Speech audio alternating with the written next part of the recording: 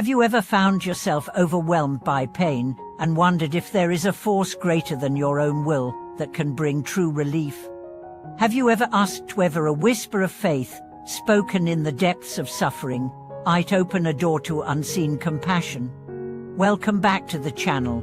Today, we explore two life-changing insights for confronting disease and distress. First, that sincere refuge in the Buddha's unwavering compassion can transform helplessness into inner strength, and second, that dedicated practice, rooted in mindfulness, mantra, and ethical conduct, serves as a bridge connecting our wounded body and mind to the healing currents of awakened wisdom.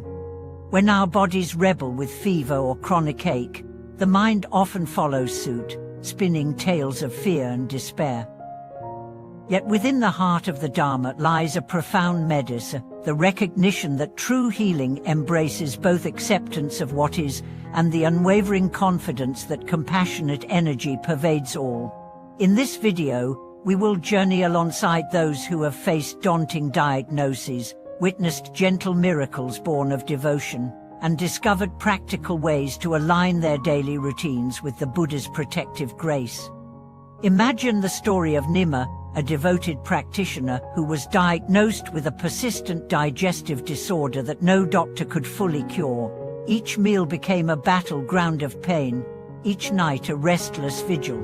As worry threatened to swallow her faith, Nima turned to the eight-syllable Great Compassion mantra. Sitting each dawn beneath a window of soft light, she closed her eyes and intoned Om Mani Padme Hum with heartfelt intention, visualizing waves of gentle green light flowing through her body, soothing every organ. At first, the relief was subtle, a tiny easing of tension in her abdomen. Yet over the weeks, the pain's sharp edges rounded off, and an unexpected calm settled in her heart. She felt held by an invisible presence, as if the Buddha's own embrace were lending strength to her fragile flesh. In another village, old Master Arun suffered from crippling arthritis that made every movement agonizing. Remembering the Buddha's own endurance of hardship, he began a short but steadfast practice. Each time he rose from his seat, he offered a silent vow, "May my pain serve as a doorway to compassion for all beings." As days passed, the act of rising, once dreaded, became a moving prayer.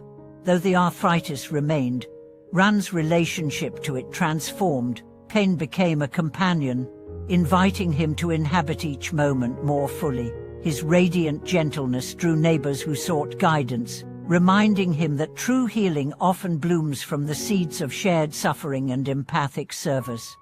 These experiences reveal that invoking the Buddha's protection is not a passive plea, but an active unfolding of faith through disciplined practice.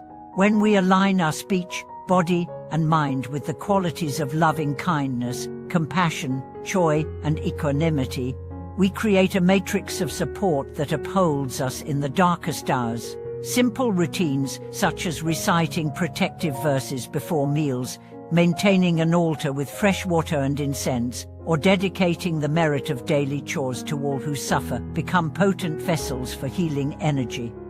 As you watch, you may recall a moment when illness clutched your own life or the life of someone dear. Recognize the strain and tenderness that accompanied that time. Let that memory fuel your intention to cultivate refuge in every breath and act. In the next segment, we will explore specific practices, breath awareness, healing visualizations, and refuge recitations that you can weave into your day, turning even the smallest tasks into gateways of protective grace.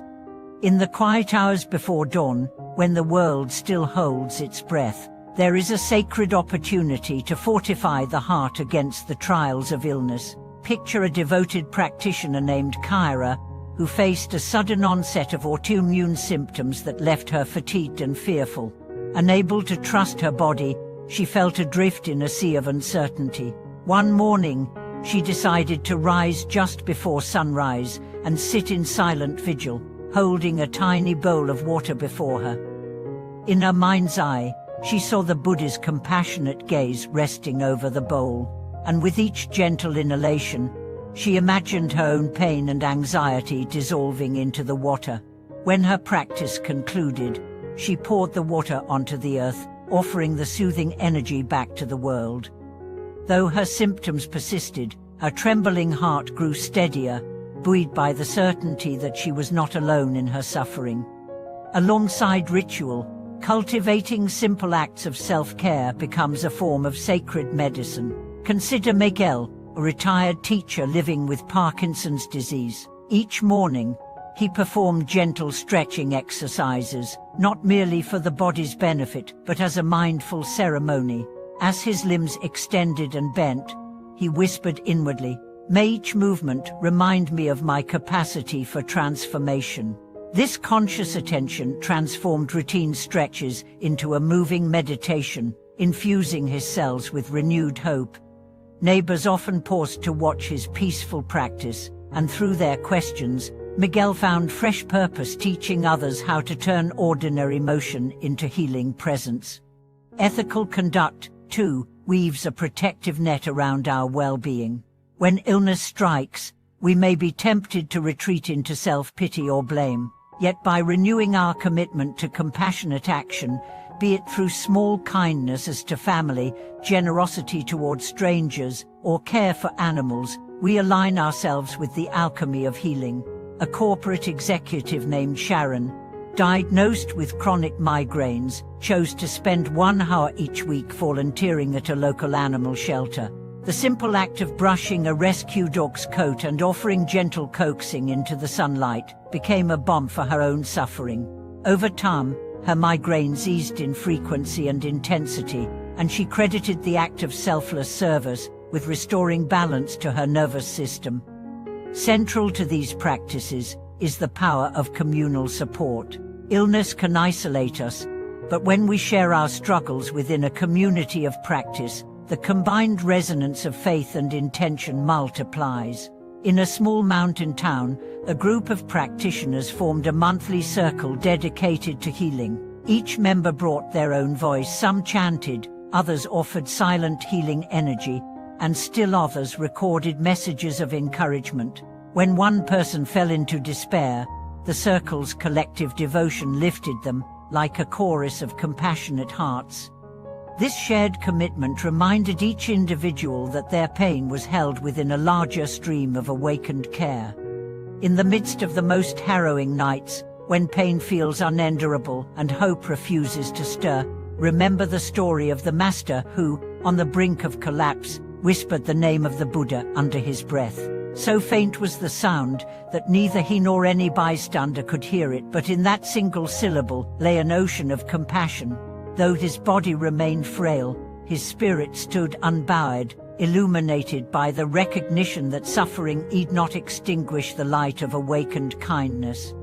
As you integrate these teachings into your own journey, begin by choosing one small practice, perhaps a morning chant, a mindful stretch, or an offering of water, and commit to it for a week.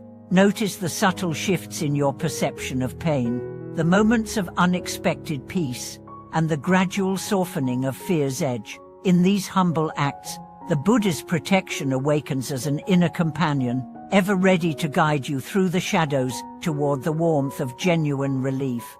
Thank you for watching this video.